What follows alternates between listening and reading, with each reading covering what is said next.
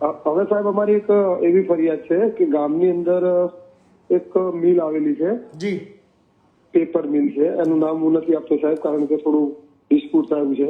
તો એ મિલની અંદર સાહેબ હવે પોલ્યુશન બહુ ફેલાવે છે, પ્રદૂષણ કરે છે. તો એની અંદર હવે અમે કઈ રીતે આગળ પગલા લઈ શકીએ? તમારે પગલા લેવાની કોઈ જરૂરત નથી.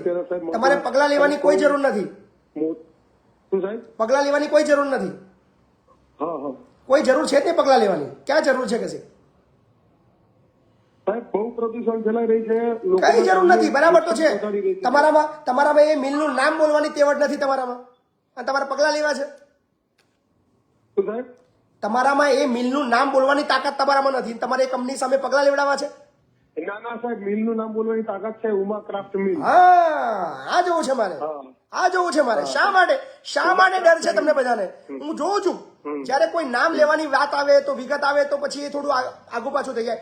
ડરવાની જરૂર નથી. તમને લાગે છે તમે સાચું બોલી રહ્યા છો, તમે જે કહી રહ્યા છો એ સત્ય છે, તો કોઈના બાપથી ડરવાની જરૂર નથી તમારે.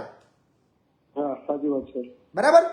જો ત્યાં પ્રદૂષણ ફેલાવી રહ્યો છે તો તમારા બનાસકાંઠા જિલ્લાની અંદર પાલનપુર ખાતે ગુજરાત પોલ્યુશન કંટ્રોલ બોર્ડ એટલે કે જીપીસીબી ની ઓફિસ આવેલી છે.